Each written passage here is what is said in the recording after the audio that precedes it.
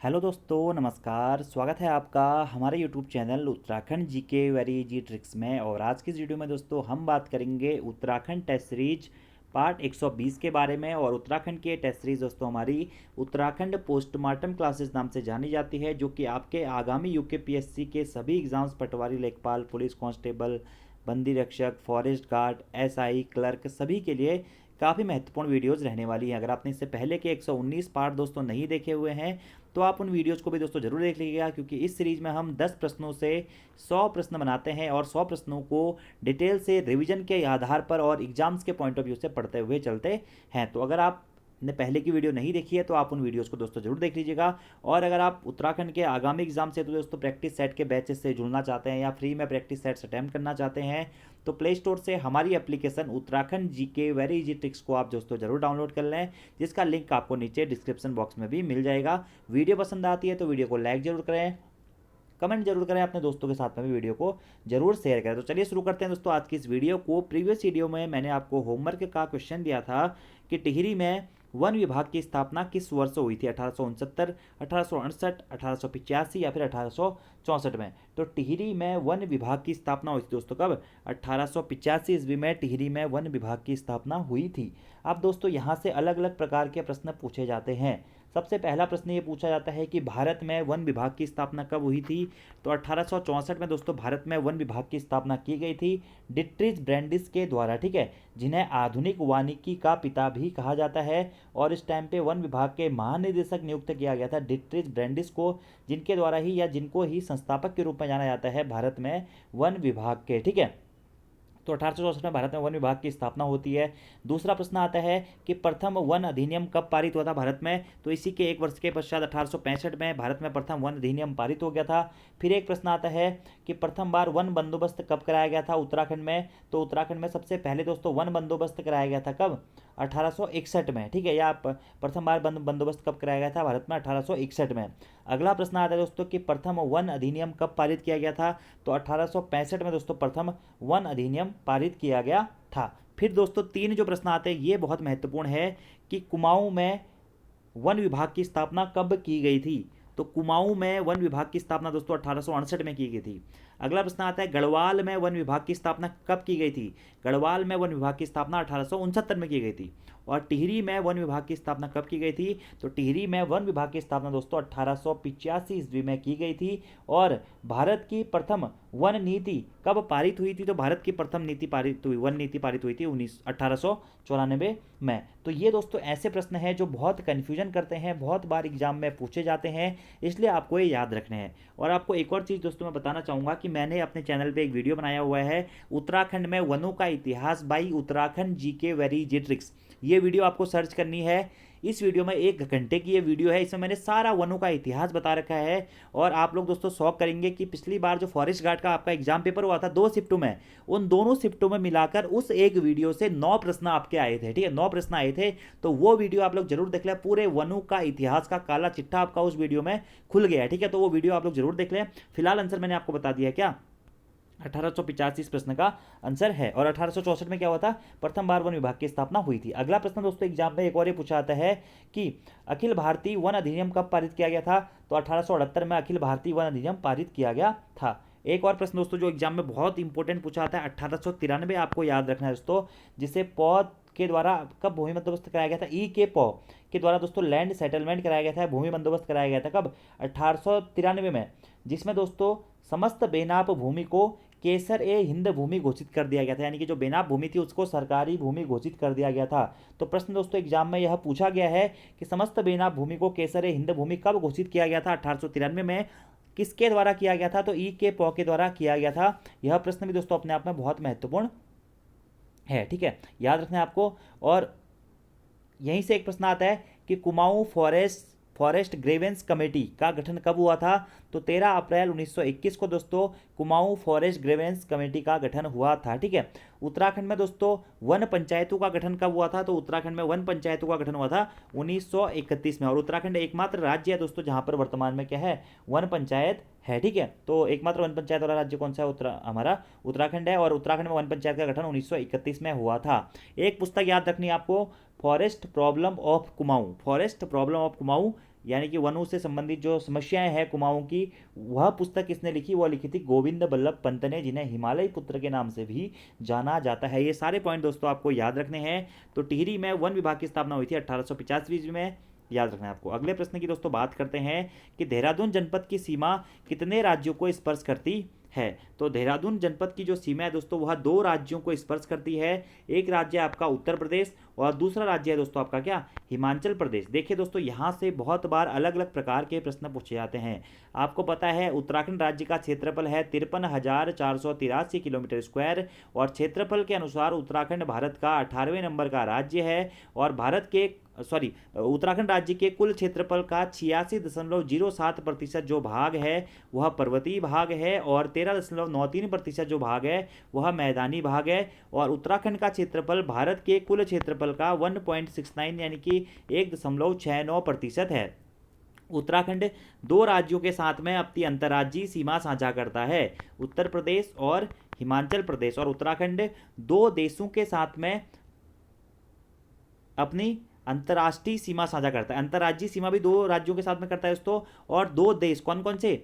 चीन और नेपाल, 2 देशों के साथ में ये अपनी अंतर्राष्ट्रीय सीमा साझा करता है। अब अंतर्राज्यीय सीमा उत्तर प्रदेश और हिमाचल प्रदेश के साथ में करता है। तो यही प्रश्न पूछा गया है कि देहरादून जनपद की सीमा कितने राज्यों को स्पर्श करती है? तो देहरादून दोस्तों एकमात्र ऐसा जनपद है जो कि सर्वाधिक अंतर्राज्यीय सीमा बनाता है, क्योंकि ये उत्तर प्रदेश के साथ में भी और हिमाचल प्रदेश के साथ में भी, दोनों के साथ में ही अपनी सीमा साझा करता है। अब यहीं से प्रश्न पूछा जाता है दोस्तों, उत्तराखंड के कितने जिले उत्तर प्रदेश के साथ में अपनी सीमा बनाते हैं? तो उत्तराखंड के दोस्तों 5 जनपद उत्तर प्रदेश से अपनी सीमा बनाते हैं। कौन कौन से हैं वो दोस्तों? देहरादून, हरिद्वार, पौड़ी गढ़वाल, नैनीताल और उधमसिंह नगर।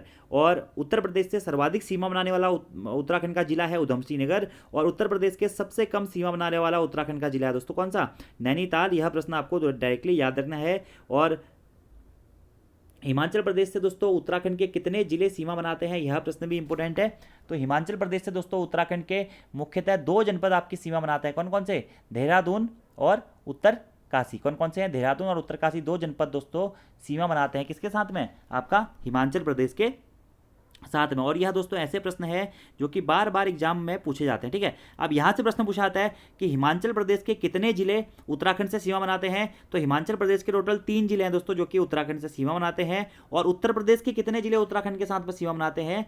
तो उत्तर प्रदेश के 7 जिले दोस्तों उत्तराखंड के साथ में सीमा बनाते हैं। अब आपको इस कॉन्सेप्ट में आप कन्फ्यूजन हो गए होंगे, ये कॉन्सेप्ट आपको डिटेल्स में समझना है तो आप एक वीडियो मैंने यूट्यूब पर डाला हुआ है डिटेल्स में, ठीक है। पूरा मैंने मैप की सहायता से आपको ये कॉन्सेप्ट बताया गया, क्योंकि एक बार हाईकोर्ट वाले एग्जाम में यहाँ से प्रश्न पूछा गया था, तो आप उसमें डायरेक्टली डाल दीजिएगा उत्तराखंड राज्य की सीमाएं व उत्तराखंड जीके वेरी जी ट्रिक्स, वहाँ पे आपको वो वीडियो मिल जाएगा, ठीक है। अब 2 देशों के साथ में उत्तराखंड अपनी अंतर्राष्ट्रीय सीमा साझा करता है। तो उत्तराखंड के दोस्तों कितने जनपद हैं? 5 ऐसे जनपद हैं जो कि अपनी अंतर्राष्ट्रीय सीमा बनाते हैं। यह 5 जनपद कौन कौन से हैं? ऊपर से आप शुरुआत करिए, उत्तरकाशी, चमोली, पिथौरागढ़, चंपावत और उधमसिंह नगर जनपद, जिसमें से दोस्तों ये 3 जनपद उत्तरकाशी, चमोली और पिथौरागढ़ दोस्तों चीन या तिब्बत के साथ में अपनी अंतर्राष्ट्रीय सीमा बनाते हैं। और ये जो नीचे के 3 जनपद हैं पिथौरागढ़, चंपावत और उधमसिंह नगर, यह नेपाल के साथ में अपनी अंतर्राष्ट्रीय सीमा बनाते हैं। एक और प्रश्न जो पूछा जाता है कि सर्वाधिक अंतर्राष्ट्रीय सीमा बनाने वाला उत्तराखंड का जिला कौन सा है दोस्तों? वो है पिथौरागढ़ जनपद, सर्वाधिक अंतर्राष्ट्रीय सीमा बनाने वाला जनपद है। ये दोस्तों कुछ बेसिक सी चीज़ें हैं जो कि आपको याद रहनी चाहिए। और उत्तराखंड राज्य की अंतर्राष्ट्रीय सीमा की कुल लंबाई है 625 किलोमीटर, जिसमें दोस्तों 275 किलोमीटर सीमा यह नेपाल देश के साथ में बनाता है और 350 किलोमीटर सीमा यह दोस्तों चीन देश के साथ में बनाता है। तो उत्तराखंड राज्य किस देश के साथ में अपनी सर्वाधिक सीमा साझा करता है? तो चीन देश के साथ में यह अपनी सर्वाधिक सीमा साझा करता है। ये प्रश्न भी दोस्तों आपको डायरेक्टली याद रखना है और बहुत बार ये आपके एग्जाम में भी पूछा जा सकता है। तो फिलहाल ये तो बेसिक सा क्वेश्चन था। देहरादून जनपद की सीमा दोस्तों 2 राज्यों को स्पर्श करती है। तो इस प्रकार से दोस्तों अगर आप कॉन्सेप्ट बनाते हुए चलते हैं तो एग्जाम में आपके सफल होने के चांसेस बढ़ जाते हैं। अगला प्रश्न है दोस्तों, उत्तराखंड शोध संस्थान की स्थापना निम्न में से किसके द्वारा की गई थी? अनिल जोशी, महेंद्र प्रताप, केदार सिंह फोनिया या फिर गिरिराज शाह, ठीक है। तो उत्तराखंड शोध संस्थान की स्थापना दोस्तों की गई थी किसके द्वारा? गिरिराज शाह जी के द्वारा उत्तराखंड शोध संस्थान की स्थापना की गई थी। और कब की गई थी दोस्तों? 1974 में उत्तराखंड शोध संस्थान की स्थापना की गई थी गिरिराज शाह जी के द्वारा। ये पॉइंट आपको डायरेक्टली याद रखना है वन लाइनर के तौर पर, क्योंकि एग्जाम में यहाँ से प्रश्न पूछा जाता है।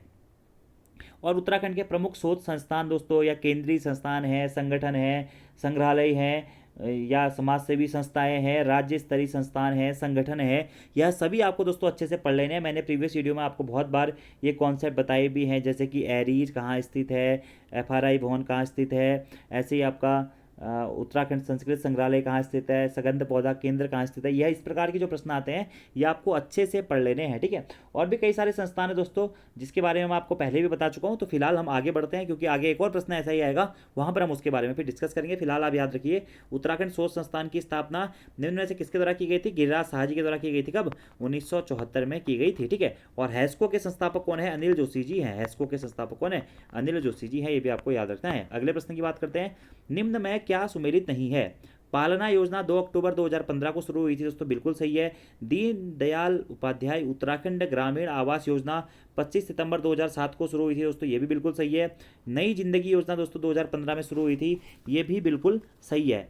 तो कौन सा सुमेलित नहीं है? ऑप्शन नंबर डी दोस्तों आपका यहाँ पर सुमेलित नहीं है, वैष्णवी योजना। क्योंकि वैष्णवी योजना दोस्तों क्या 2016 में शुरू नहीं हुई थी, वैष्णवी योजना हुई थी जनवरी 2017 में दोस्तों। हमारी क्या वैष्णवी योजना को शुरू किया गया था, कब? जनवरी 2017 में। इसलिए यह प्रश्न दोस्तों इंपॉर्टेंट है, और मैं आपको पहले ही बता चुका हूँ कि योजनाओं से संबंधित प्रश्न एग्जाम में पूछे जा सकते हैं, ठीक है। तो वैष्णवी योजना 2016 से शुरू हुई थी। अब यही दोस्तों एक प्रश्न होता है कि उत्तराखंड वैष्णवी सुरक्षा योजना, एक तो है वैष्णवी योजना जो कि जनवरी 2017 में शुरू हुई थी वैष्णवी योजना। एक आता है दोस्तों उत्तराखंड वैष्णवी सुरक्षा योजना, वह दोस्तों 24 जनवरी 2018 से शुरू की गई थी। दोनों अलग अलग योजनाएं हैं, एक है वैष्णवी योजना जो कि जनवरी 2017 से शुरू की गई थी, और दूसरा है उत्तराखंड वैष्णवी सुरक्षा योजना जो कि 24 जनवरी 2018 से शुरू की गई थी, ठीक है। और इस योजना का संबंध दोस्तों बेटी बचाओ बेटी पढ़ाओ योजना से भी माना जाता है। तो इस प्रकार के जो प्रश्न होते हैं दोस्तों थोड़ा सा कंफ्यूज भी करते हैं, क्योंकि एग्जाम में अलग अलग प्रकार के प्रश्न यहाँ से बनते हैं।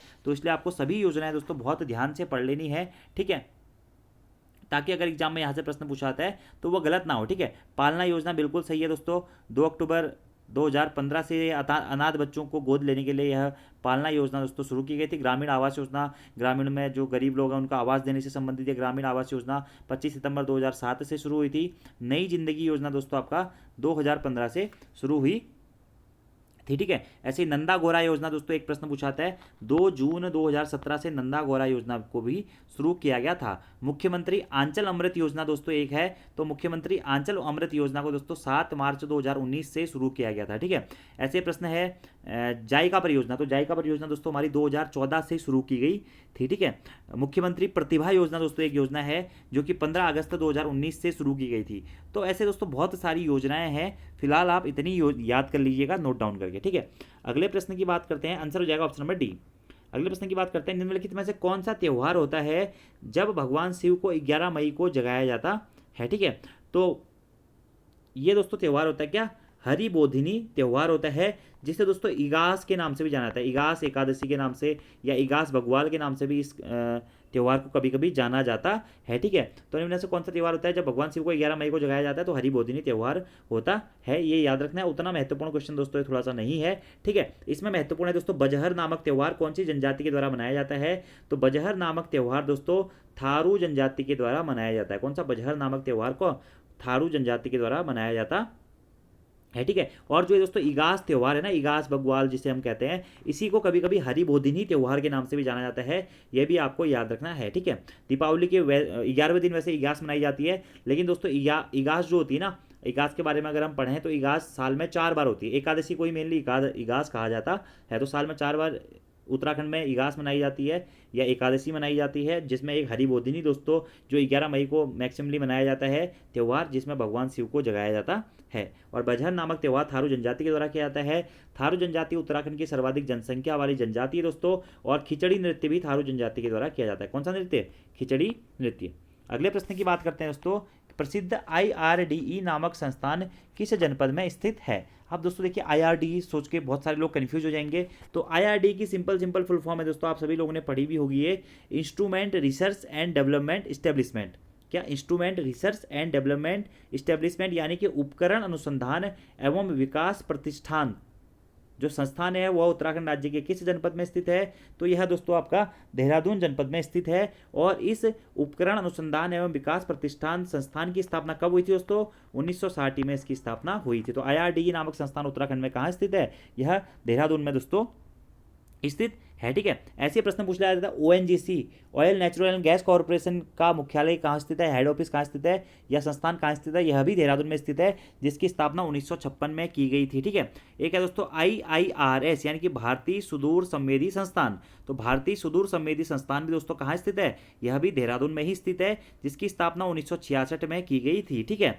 अगला है दोस्तों आपका IGNFA यानी कि इंदिरा गांधी राष्ट्रीय वन अकादमी, यह भी दोस्तों देहरादून में ही स्थित है, इसकी स्थापना 1938 में की गई थी। अगला है दोस्तों IMA, ठीक है, यानी कि भारतीय सैन्य संस्थान या सैन्य अकादमी, जो कि देहरादून में ही स्थित है दोस्तों, इसकी स्थापना 1 अक्टूबर 1932 को की गई थी। अगला है Wadia institute of Himalayan zoology research centre, यह कहाँ स्थित है, यह भी दोस्तों देहरादून में ही स्थित है, ठीक है। ऐसे प्रश्न आता है आपका भारतीय, या आप ये कहते हैं हाँ भारतीय वन्य जीव संस्थान। तो भारतीय वन्य जीव संस्थान जो है दोस्तों, वह भी आपका कहाँ, देहरादून में ही स्थित है। आपदा न्यूनीकरण एवं प्रबंधन केंद्र, यह भी दोस्तों आपका कहाँ, देहरादून में ही स्थित है, ठीक है। ऐसी बात करें दोस्तों आपका cyber training centre, cyber training centre भी आपका देहरादून में ही स्थित है, ठीक है। और भू सर्वेक्षण विभाग या भारतीय सर्वेक्षण विभाग, यह भी दोस्तों आपका क्या है, देहरादून में ही स्थित है। तो ये सारे विभाग दोस्तों आपको याद रखने हैं, क्योंकि इंपॉर्टेंट है एग्जाम्स के पॉइंट ऑफ व्यू से, यहाँ से एग्जाम में बार बार प्रश्न पूछे जाते हैं। और भी कई सारे दोस्तों विभाग हैं जो कि आपको याद रखने हैं, जैसे कि भारतीय वन अनुसंधान संस्थान दोस्तों, ये भी देहरादून में स्थित है। और उत्तराखंड प्रशासनिक प्रशिक्षण अकादमी दोस्तों नैनीताल में स्थित है। लाल बहादुर शास्त्री राष्ट्रीय प्रशासनिक प्रशिक्षण अकादमी दोस्तों आपका मसूरी देहरादून जनपद में स्थित है। मॉम संग्रहालय भी दोस्तों आपका मसूरी देहरादून जनपद में ही स्थित है। और ऐसे कई सारे दोस्तों संस्थान, विभाग और संग्रहालय हैं जो कि एग्जाम्स के पॉइंट ऑफ व्यू से इंपॉर्टेंट हैं। तो आप उन सभी विभागों को जरूर याद रख लीजिएगा, प्रमुख संस्थान संगठन, क्योंकि यहाँ से एग्जाम में प्रश्न पूछा जाता है। तो IRD नामक संस्थान किस जनपद में स्थित है, देहरादून में स्थित है। इसके साथ में मैंने आपको अन्य संस्थान भी बता दिए हैं। अगला प्रश्न है, सुमित्रा नंदन पंत जी को सम्मानित किया गया था किस पुरस्कार से, साहित्य अकादमी पुरस्कार से, ज्ञानपीठ पुरस्कार से, दोनों से, या फिर इनमें से कोई नहीं। तो सुमित्रा नंदन पंत जी को दोस्तों साहित्य अकादमी पुरस्कार और भारतीय ज्ञानपीठ पुरस्कार दोनों से सम्मानित किया गया था, ठीक है। और ज्ञानपीठ पुरस्कार प्राप्त करने वाले प्रथम भारतीय के रूप में भी दोस्तों सुमित्रा नंदन पंत जी को जाना जाता है, ठीक है। या आप कह सकते हैं कि हिंदी साहित्य के लिए ज्ञानपीठ पुरस्कार प्राप्त करने वाले प्रथम व्यक्ति के रूप में भी दोस्तों किसको, सुमित्रा नंदन पंत जी को जाना जाता है। अब बात आती है कि सुमित्रा नंदन पंत जी को साहित्य अकादमी पुरस्कार से भी सम्मानित किया गया था और ज्ञानपीठ पुरस्कार से भी सम्मानित किया गया था, ठीक है। तो ज्ञानपीठ पुरस्कार से सुमित्रा नंदन पंत जी को कब सम्मानित किया गया था, तो सन 1968 में इनकी रचना चिदंबरा के लिए, कौन सी रचना के लिए, चिदंबरा के लिए इन्हें हिंदी साहित्य का प्रथम ज्ञानपीठ पुरस्कार प्रदान किया गया था, ठीक है। तो ज्ञानपीठ पुरस्कार से भी इन्हें 1968 में चिदंबरा रचना के लिए, ठीक है। दूसरा आता है इन्हें साहित्य अकादमी पुरस्कार से कब सम्मानित किया गया था, 1960 में सुमित्रा नंदन पंत जी को साहित्य अकादमी पुरस्कार से सम्मानित किया गया था। और इनकी किस रचना के लिए, कला एवं बूढ़ा चांद रचना के लिए इन्हें सन 1960 में साहित्य अकादमी पुरस्कार से सम्मानित किया गया था। और सन 1961 में इन्हें पद्म भूषण पुरस्कार से भी सम्मानित किया गया था। दोस्तों देखिए, सुमित्रा नंदन पंत जी एग्जाम्स के पॉइंट ऑफ व्यू से बहुत महत्वपूर्ण है। इनकी रचनाएं भी एग्जाम में कई बार पूछी जाती हैं।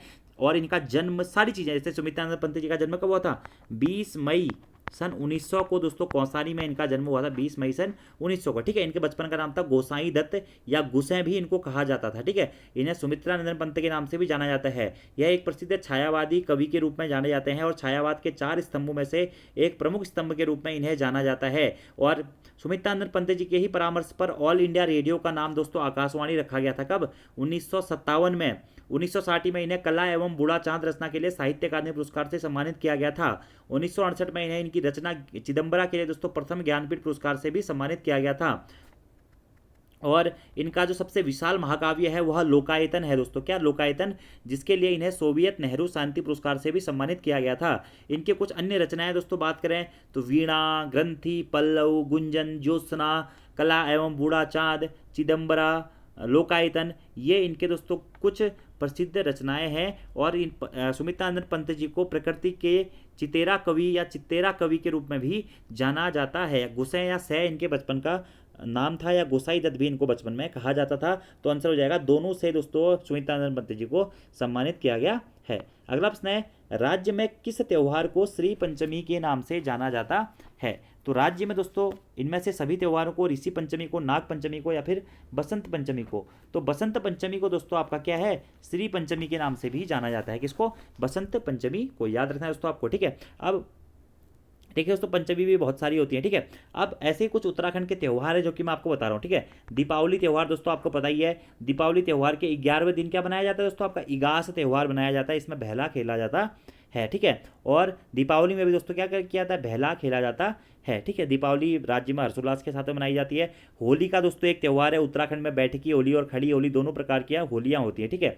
अगला दोस्तों घी संक्रांति भी उत्तराखंड का एक त्यौहार है जिसे ओलगिया कहा जाता है। क्या? इसे ओलगिया कहा जाता है दोस्तों, और इस दिन घी खाना शुभ माना जाता है, ठीक है। और सितंबर के मध्य में दोस्तों घी संक्रांति या ओलगिया का त्यौहार पड़ता है। अगला दोस्तों घुघुतिया, घुघुतिया जिसे हम मकर संक्रांति भी कहते हैं, तो घुघुतिया भी दोस्तों क्या है, उत्तराखंड का एक त्यौहार है जो कि जनवरी के माह में माघ माह की प्रथम गति को दोस्तों, या प्रथम गते को, माघ माह के प्रथम जो तारीख होती है, गति होती है, उसमें दोस्तों मकर संक्रांति त्यौहार को मनाया जाता है, ठीक है। अगला होता है दोस्तों क्या, फुलदेई त्यौहार। फुलदेई बहुत बार एग्जाम में पूछा गया, उत्तराखंड में फुलदेई क्या है, फुलदेई एक त्यौहार है। फुलदेई त्यौहार कब मनाया जाता है, तो चैत्र मास के प्रथम दिन दोस्तों यह फुलदेई या फुल संक्रांति त्यौहार मनाया जाता है बसंत पंचमी के आगमन पर, या चैत्र मास के प्रथम दिन दोस्तों यह फुलदेई त्यौहार मनाया जाता है।